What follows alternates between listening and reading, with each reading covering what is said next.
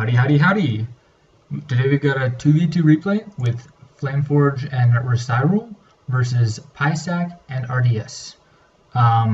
So I'm going to refer to these players as blue, green, yellow, and red, probably just because that's easier to keep track of, although I may say fire, frost, nature, and shadow since they're all playing different factions.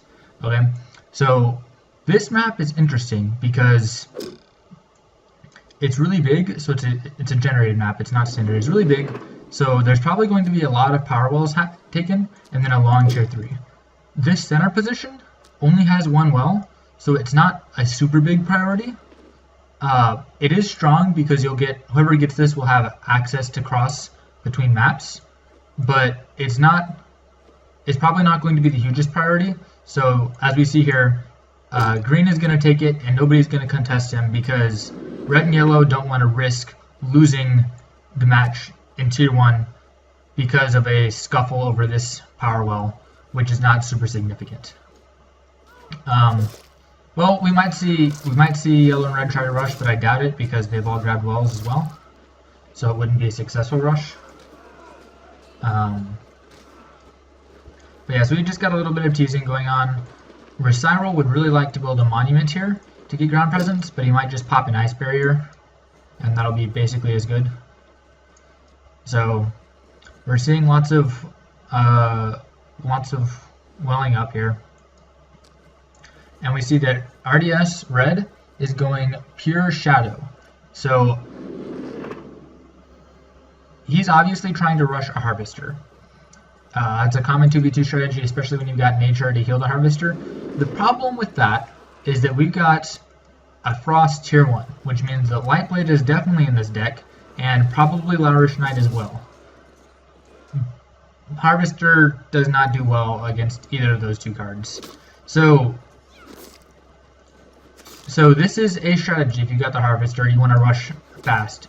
But I don't think it's going to work here, because you're playing against frost. So, I mean, I don't play shadow, so this advice may be bad, but my advice would be that if you're gonna play shadow, you should not rely on the harvester when you're gonna play against somebody that's frost tier 1. And instead you should maybe wait and go for a tier 3, or use the harvester as a threat, but it shouldn't be your main offensive mission. But the fact that this tier 2 is spawned so early cues me that they're going to try and get a harvester. There he comes, right there. So there's that harvester.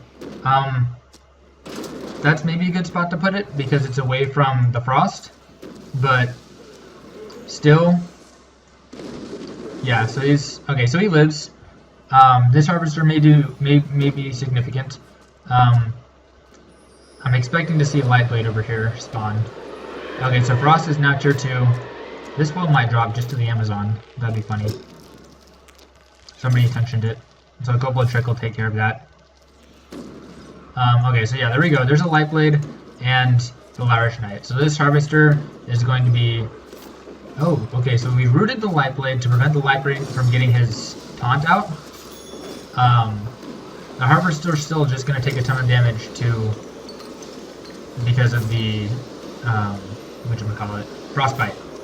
So he nether warps this way to get away from the Lightblade and Lourish Knight, and basically just away from the frost player, because if RDS can kill green, that'll do a long way toward hurting things. Okay, so that was a really well-timed kobold trick and a poorly timed nasty surprise, and the well did not drop. So now, I'm not going to count power wells. I'll put power well numbers on the screen, but now it looks like blue and green are winning solidly. And we've got a Shrine of Greed here, which will let another harvester come out really quickly. We've also got an attack on the middle. So now both green and blue have achieved ground presence in the center, and that's significant because if they can basically prevent any attack on the rest of the map if they can bottleneck this. So these yellow units here, there will be no harvesters coming behind enemy lines. Now, red and we've got pure fire and pure frost versus Shadow and stonekin. If green and blue had a root, that would be extremely significant in preventing any units from coming back here. But still, I think a light blade and all the units they've got will do a dandy job of basically just shutting down any sort of offensive, because we've got an attack going here. I missed. Sorry, guys. We've got Irish Knights and War Eagles. Probably a Harvester is going to spawn here. Yeah, he's totally waiting for power for Harvester. But they get out. So yeah, blue is launching the major offensive here. And they can do that because from here they can attack this way and they can attack down this way. But for anybody to attack them, they have to come through this center portion first.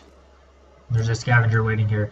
Maybe he's forgotten about, but it's possible he's there to crippling bite somebody and further inhibit the mobility of any unit trying to get past. So we got tier 3 from PYCAK, however you say it. Tier 3 is almost up for green. So yeah, there's a scavenger that's there to slow down any units, and these silver romances are going to die fairly quickly. Meanwhile, blue has continued launching his offensive. Now that this harvester has bound all this power here, blue is just going to move around. We've got an oink. This, I guess the silver lancers did get away. I didn't catch if there was a heal.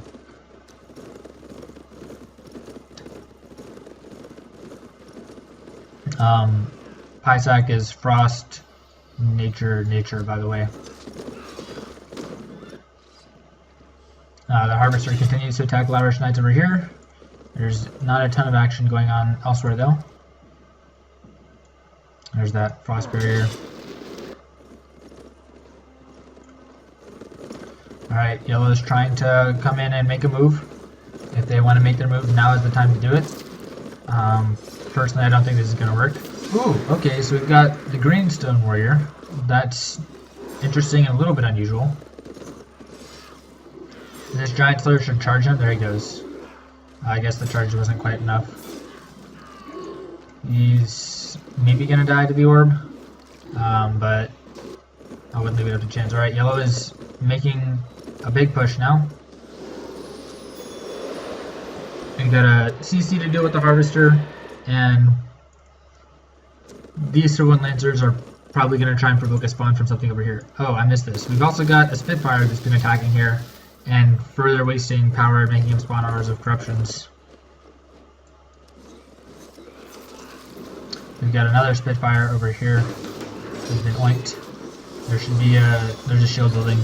Shield building is a lot more common in 2v2 than it is in 1v1. Okay, that was a revenge that just got down, so that's going to make all friendly units take less damage. It's like a group pain link basically.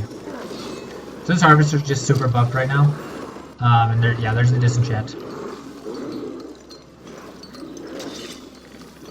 There, okay, we'll drop. So yellow and red have a strong chance now. I think is red still tier 2?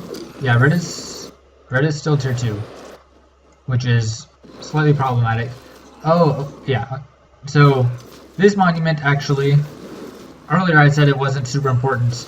It actually is super important because one team is not going to get a tier 3 because there's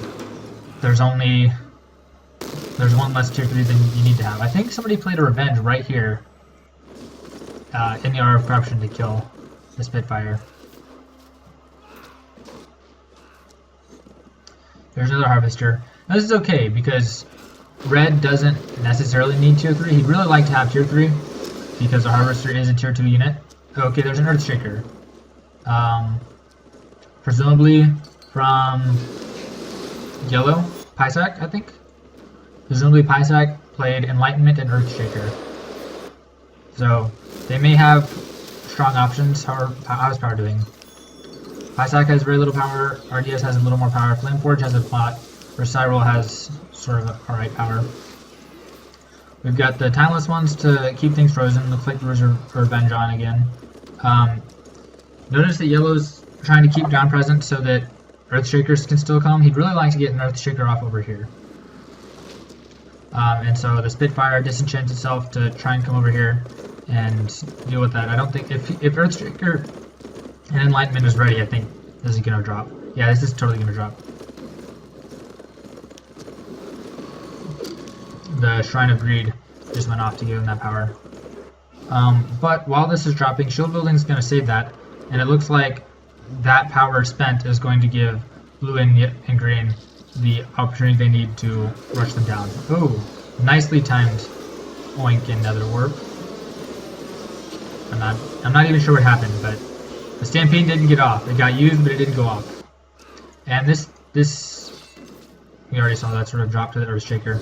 The monument still lived. We've got the Fallen's Curse, I guess, the plague thing that makes it so you can't heal units. And we're building this power well. I don't agree with that move.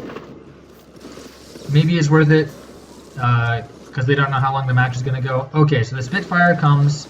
This has finally worn out their power, and the Spitfire sniping has taken out the monument. So now that yellow is down to monument, this should be pretty easy to clean up. The fact that this ice barrier is here doesn't mean a whole lot. He's still dealing with it though. So now this juggernaut should be able to run around unopposed, and yeah.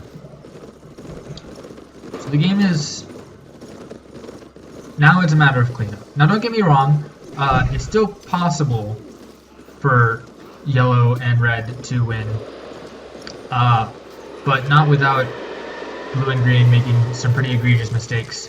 And since these are top players, I doubt that will happen. Okay, good. Glacier Shell.